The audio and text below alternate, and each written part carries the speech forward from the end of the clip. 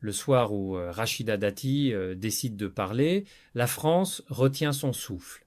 Sur le plateau, les projecteurs se braquent sur son visage calme, presque impassible. Puis, la phrase tombe, tranchante, sans détour. On a dit qu'on avait couché ensemble, Sarko et moi. C'est absurde. Un silence s'installe, lourd de 20 ans de rumeurs, de sous-entendus, de regards en coin.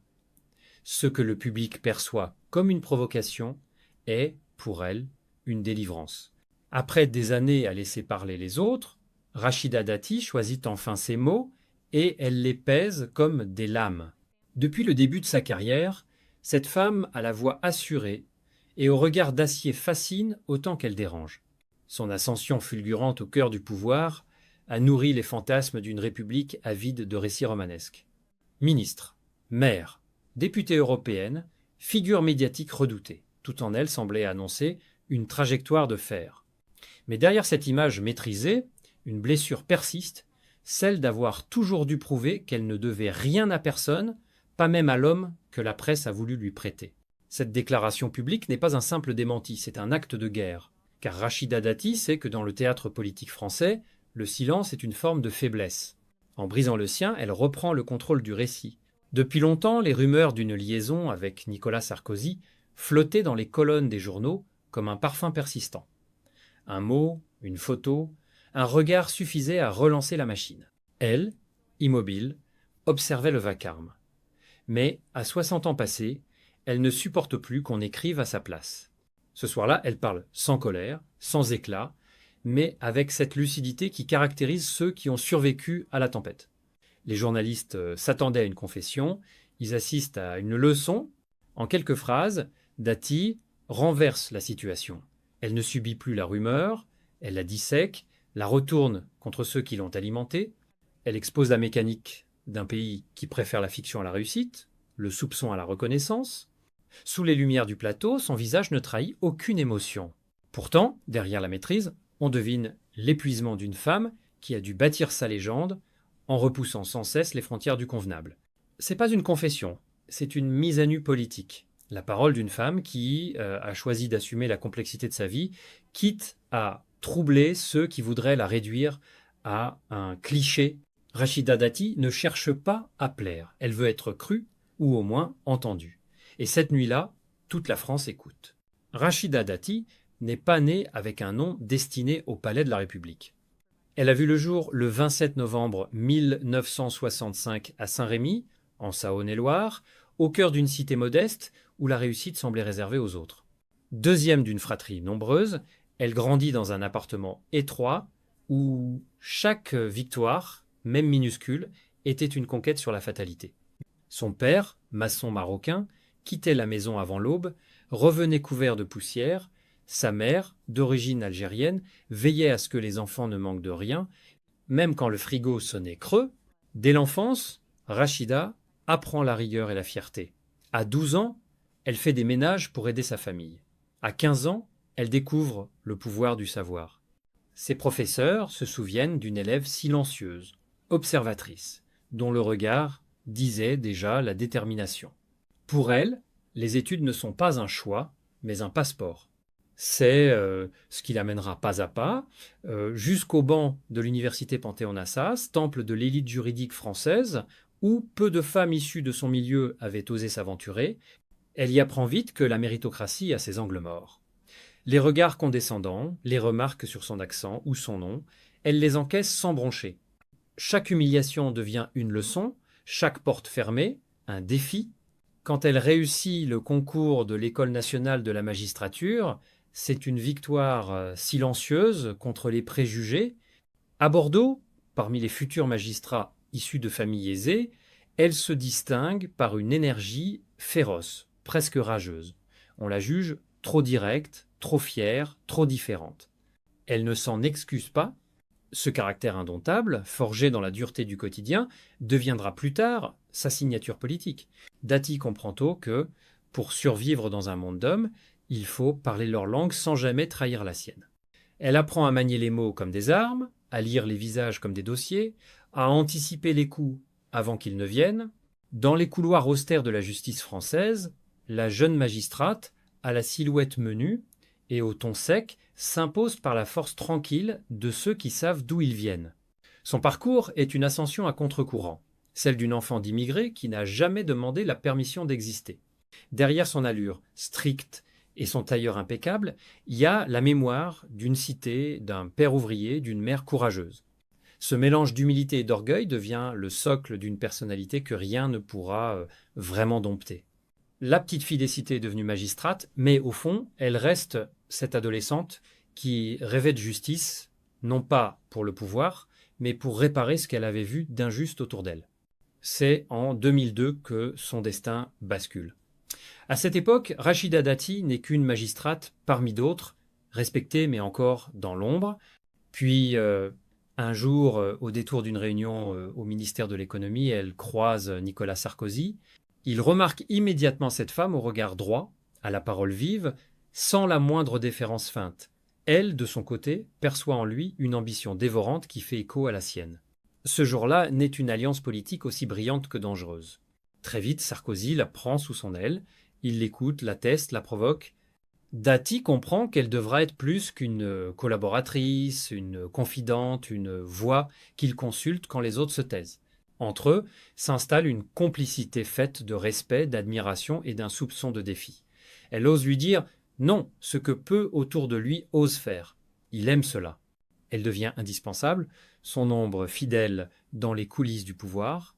Quand il accède à l'Élysée en 2007, il la nomme ministre de la Justice, un poste historique pour une femme issue de l'immigration maghrébine. Devant les caméras, elle incarne la réussite républicaine, tailleur sobre, ton incisif, regard assuré. Mais derrière les flashs et les discours, la réalité est plus cruelle. Les attaques pleuvent, souvent teintées de racisme et de misogynie. On l'accuse d'arrogance, on critique son franc-parler et on la soupçonne d'être l'instrument du président. Chaque jour devient un duel. Pourtant, elle avance sans faiblir. Les couloirs du ministère bruissent de tension, mais elle garde la tête haute. Dati travaille sans relâche, réforme la carte judiciaire, affronte la magistrature, défie les syndicats.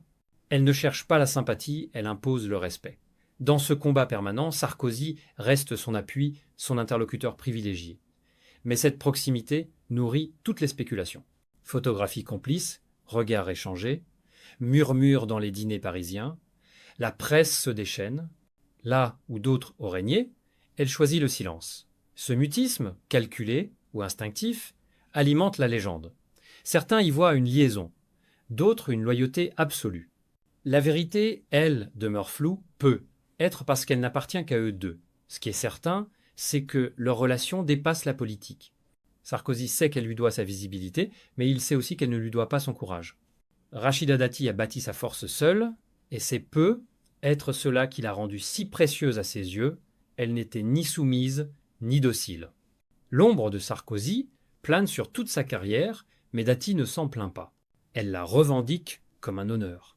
Car au-delà des rumeurs, c'est dans cette amitié incandescente qu'elle a trouvé sa plus grande épreuve et son plus grand rôle. Celui d'une femme fidèle, même quand le monde entier la soupçonne d'aimer. Le pouvoir, Rachida Dati l'a conquis, mais à quel prix ? Devenue ministre de la Justice, elle découvre vite que la lumière brûle plus qu'elle n'éclaire. Derrière chaque sourire officiel se cache un calcul, derrière chaque poignée de main, une menace voilée. Son style direct dérange, sa réussite irrite, sa liberté effraie. Dans un monde où les alliances sont fragiles et les trahisons quotidiennes, Dati apprend à survivre comme on apprend à respirer, sans y penser, mais toujours sur le qui-vive. Les réformes qu'elle impose, notamment celle de la carte judiciaire, suscitent une tempête. Les magistrats la jugent autoritaire, les députés la trouvent insolente, la presse l'accuse d'être la créature de Sarkozy, elle encaisse tout, ne cède rien, chaque critique devient un tremplin. On m'a prise pour un pion, j'ai joué comme une reine, confiera-t-elle plus tard. Ce franc-parler, ce mélange de fierté et de défi, forge sa légende autant qu'il l'isole. À mesure que le pouvoir grandit, les amis se raréfient. Et puis vient 2008, l'année où tout change. Encore ministre, elle annonce sa grossesse, les médias s'affolent. Qui est le père de l'enfant ? Les rumeurs fusent, les noms circulent, mais Dati reste de marbre. C'est ma vie et je la protège. une phrase qui deviendra emblématique de son rapport au monde, dire le strict nécessaire, laisser deviner le reste.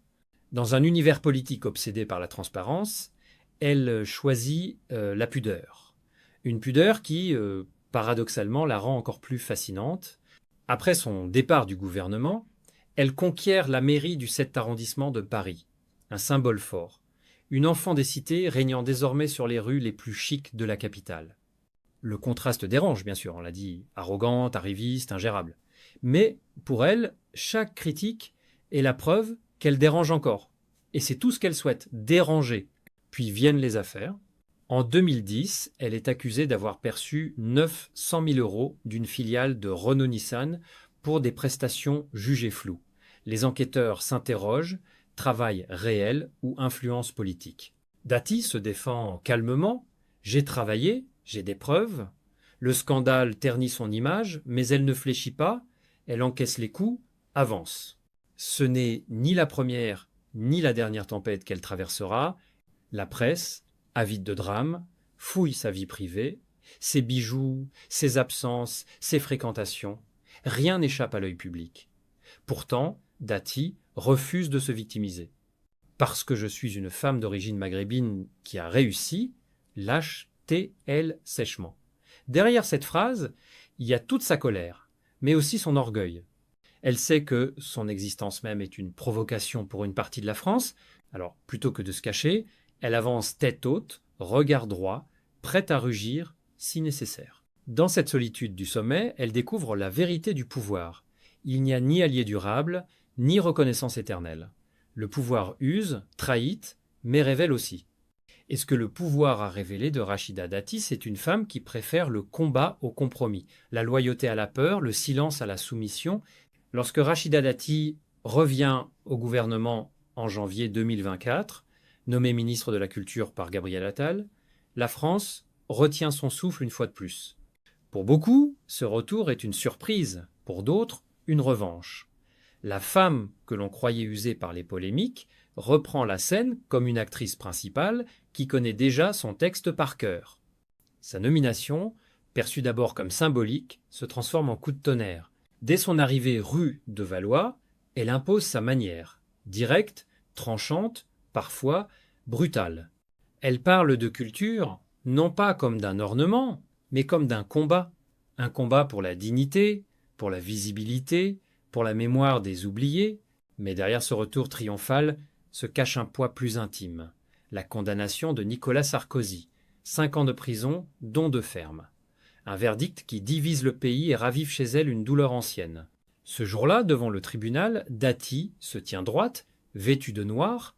Les caméras capturent son visage impassible, son regard fixe, comme si elle assistait à l'effondrement d'une époque. Les journalistes attendent une larme, une phrase, une colère. Elle ne donne rien, seulement ce silence, plus fort que n'importe quel discours. Le soir même, sur un plateau de télévision, elle finit par parler « Je reste loyale, je ne renie pas mes amitiés ». Cette phrase courte, presque austère, devient virale. Reprise, commentée, détournée. Pour les uns, c'est la preuve d'un attachement excessif. Pour les autres, la démonstration d'un courage rare, d'une fidélité sans calcul. Dati, elle, ne commente pas. Elle sait que cette phrase, comme un couperet, la définit désormais, la loyauté au-delà du pouvoir. Les semaines qui suivent sont rudes. Certains collègues ministres jugent son attitude déplacée, d'autres l'admirent en silence. Elle continue son travail, multiplie les apparitions publiques, mais une ombre plane. Chaque interview, chaque discours ramène inévitablement à lui Sarkozy. Les médias évoquent une visite discrète à la prison de la Santé. Était-ce personnel ou politique? Elle refuse de confirmer. C'est une affaire humaine, dit-elle simplement. 3 mots, et le mystère renaît. En avril 2025, lors d'un discours officiel, elle prononce une phrase qui glace la salle. Les grandes amitiés sont comme les grandes blessures. Elles ne se referment jamais. Personne ne la nomme, mais tout le monde comprend. Derrière la ministre de la Culture, c'est la femme qui parle, celle qui a aimé, combattu, protégé. Et dans ce glissement subtil entre politique et émotion, Rachida Dati révèle ce que les années de silence avaient dissimulé, un attachement plus profond qu'une simple loyauté politique. Les mois suivants, elle s'efface peu à peu des dîners mondains, refuse les invitations télévisées. Certains parlent d'un retrait, d'autres d'une reconstruction. Dans le secret de son bureau, elle travaille à redéfinir son héritage, soutient des projets sur la diversité culturelle, défend les artistes des banlieues, s'engage pour la mémoire des femmes du pouvoir. Le bruit médiatique diminue, mais son influence demeure. Puis, un matin de juillet 2025, une photo paraît dans Paris Match. On y voit Rachida Dati, seule, marchant sur le pont Alexandre III. Le ciel est gris, la scène est calme. Elle regarde droit devant, un léger sourire aux lèvres. La légende est inutile. Cette image dit tout. La fin d'une ère peut être, mais surtout la paix retrouvée. À 60 ans passés, Rachida Dati n'a plus rien à prouver. Pourtant, son nom continue de provoquer autant qu'il inspire. La tempête s'est apaisée, mais l'empreinte demeure. Celle d'une femme qui a traversé la politique comme on traverse un champ de bataille blessée, mais debout. En ce matin d'été 2025, les caméras la surprennent seule, sur le pont Alexandre III, immobile face à la Seine. La scène, capturée par un photographe de Paris Match, devient instantanément iconique. Le manteau sombre, la lumière grise et ce sourire discret d'une femme qui a trouvé la paix dans la tempête. Car Dati n'a jamais renié la guerre, elle sait que la loyauté a un prix, qu'elle l'a payé sans jamais se plaindre, son silence désormais n'est plus une arme mais un refuge. Elle n'attend plus rien du pouvoir, si ce n'est la possibilité de transmettre ce qu'elle a appris, la fierté, la résistance, la dignité.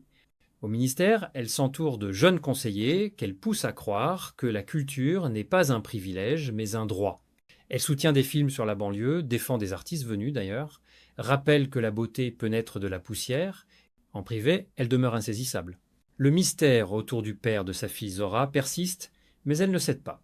« Ma fille n'a pas choisi cette vie, répétait-elle encore, comme un bouclier contre la curiosité du monde. Ce secret, elle le garde non par honte, mais par amour. Parce qu'au fond, tout ce qu'elle a fait se battre, se taire, se relever, n'a jamais eu d'autre but que de lui léguer autre chose que la peur. Aujourd'hui, la fortune de Dati fait encore parler. Ses biens, ses placements, ses contrats. Mais sa véritable richesse ne se compte pas. Elle réside dans cette capacité rare à affronter le regard des autres, sans plier, à avancer même quand tout brûle.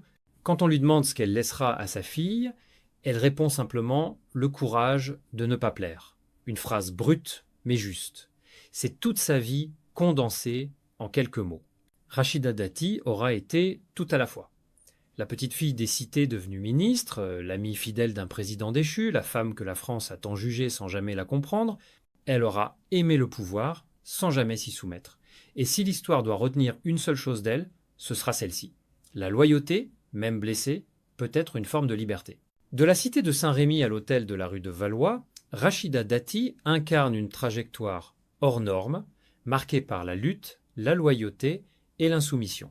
Fille d'ouvrier devenue ministre, amie fidèle d'un président déchu, elle aura affronté la rumeur, le mépris et la solitude sans jamais céder.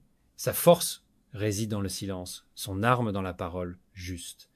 Entre ombre et lumière, elle a fait de la loyauté un acte de rébellion, de sa vie, un manifeste pour la dignité.